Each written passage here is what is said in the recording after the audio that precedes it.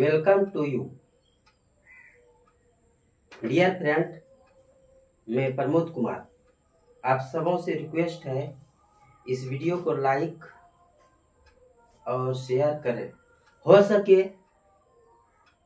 तो सब्सक्राइब भी करें। थैंक्स। सब्जेक्ट है फिजिक्स। इसमें हम टेम्परेचर के बारे में बताने जा रहे हैं।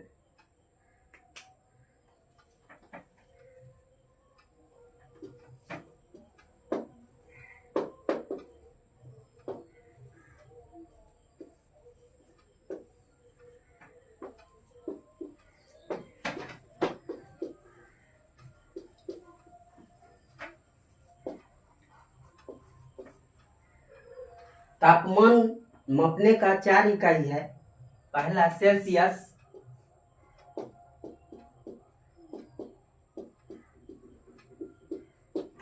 सेकेंड नंबर में फ़ारेनहाइट,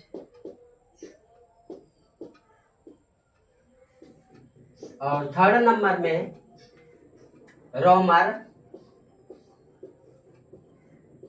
और फोर्थ नंबर में केल्विन। क्या कर रहा है? टेम्परेचर को मापने का 4 तरीका है। सेल्सियस, फ़ारेनहाइट, रोमर और केल्विन। सेल्सियस को पहले डिग्री सेल्सियस भी बोला जाता था, लेकिन अभी सेल्सियस बोलते हैं, फ़ारेनहाइट बोलते हैं, रोमर बोलते हैं और केल्विन। सेल्सियस जो है वैज्ञानिक है, ये स्वीडन का, कभी कभी वैज्ञानिक का नाम भी बोलता है। और फ़ारेनहाइट जो है ये भी वैज्ञानिक का नाम है, ये जर्मनी का रहने वाले थे। तो हम रिलेशन बतलाने जा रहे हैं सेल्सियस, फ़ारेनहाइट, रोमर और केल्विन। इसमें 0 डिग्री पे क्या होता है? बर्फ जमता है, और 100 डिग्री पे इसका बॉइलिंग पॉइंट होता है। 100 डिग्री पर जो है कोई वाष्प यानी पानी वाष्प में बदल जाता है। फ़ारेनहाइट में क्या होता है? 32 डिग्री फ़ारेनहाइट पे जमता है और 212 डिग्री फ़ारेनहाइट पे उसी तरह बॉइलिंग होने लगता है। यहाँ रोमर में क्या होता है? 0 डिग्री रोमर पे क्या होता है? जमता है, और 80 डिग्री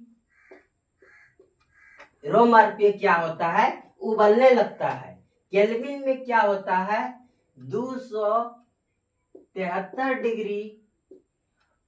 डिग्री नहीं, सिर्फ केल्विन बोलेंगे। 273 डिग्री पे जमने लगता है केल्विन में, और 373 डिग्री नहीं, केल्विन में उबलने लगता है। 273 केल्विन पर बर्फ जो है जमता है, और 373 पे केल्विन पे क्या होता है? वो वाष्प बदलने लगता है।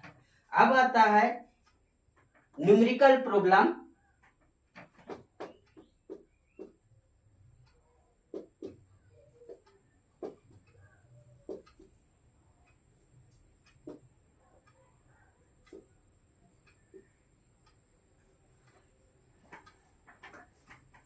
F माइनस 32 बाय 180 बराबर C by 100 equal to R by 100 equal to K minus 273 degree by 100। सवाल आता है कि फ़ारेनहाइट का वैल्यू दिया हुआ रहेगा और सेंटीग्रेड में बदलने के लिए बोलता है। कभी सेंटीग्रेड का वैल्यू दिया रहेगा, रोमर में कन्वर्ट करने के लिए बोलता है। कभी रोमर का वैल्यू दिया हुआ रहेगा, आपको केल्विन में वैल्यू निकालने के लिए कहेगा। तो क्वेश्चन है VBI, जितना भी टर्म लिखे हैं, जितना भी पॉइंट लिखे हैं, हर एग्जाम में LP हो, SM हो, TC हो, गार्ड हो, सब में पूछा जाता है। तो क्वेश्चन है किस ताप पर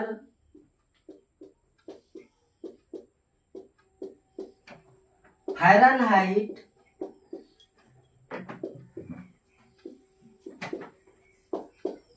और सेल्सियस का मान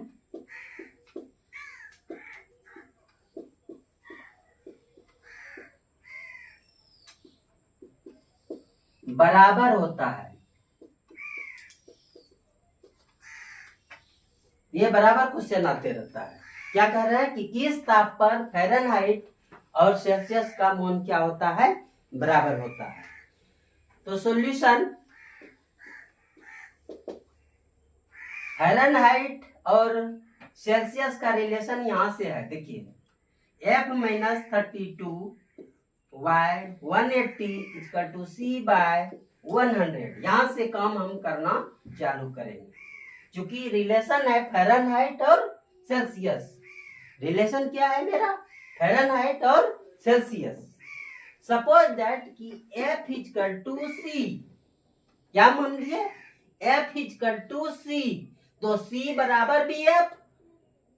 जैसे मेरा वजन 20 kg है और बोल रहे हैं किसी स्टूडेंट का मान बराबर है, तो इसका भी मान 20 kg होगा और मेरा भी क्या होगा, 20 kg होगा। तो सिमिलरली यहाँ है कि F बराबर C, तो C बराबर भी F। तो यहाँ मान रखते हैं F इक्वल टू C।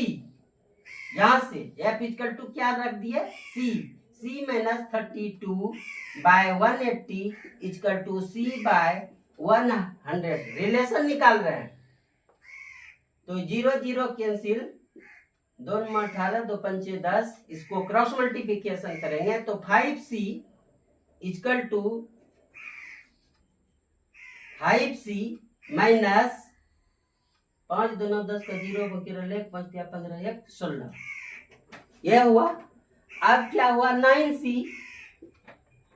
इस C टर्म यहाँ है और इस C टर्म यहाँ है, इसको उधर लेते जाएंगे तो minus 160 equal to 9C minus 5C equal to 4C।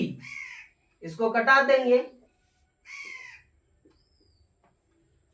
Minus 40, इसलिए C is equal to minus 40 degree. अब आता है कि F बराबर हमने C रखा, अब C इक्वल टू रखते हैं F। तो F minus 32 by 180 is equal to C का मान अब की बार क्या रख रहे हैं, F रख रहे हैं, बाय 100। उसी तरह से 5 हुआ, 18 हुआ, फिर मल्टीप्लाई करेंगे 9 into F equal to 9F minus इसको और इसको गुना करेंगे फिर वही आएगा 160 इक्वल टू 9F। ये 5F होगा, 5 इंटू F इक्वल टू यहाँ मेरा 5F। इसको उधर लेते जाएंगे तो माइनस 1 इतना equal to 9F minus 5F equal to 4F। तो माइनस 160 इक्वल टू 4F, इसको कटा देंगे तो 40 हुआ इक्वल टू F। तो F का भी मान माइनस 40 डिग्री और C का मान भी माइनस 40 डिग्री। तो यहाँ मेरा सवाल है किस ताप पर फ़ारेनहाइट और डिग्री सेल्सियस का मान बराबर होता है। तो आंसर क्या होगा मेरा, माइनस 40 डिग्री C। ये याद रखिएगा, हर एग्जाम में आते रहता है।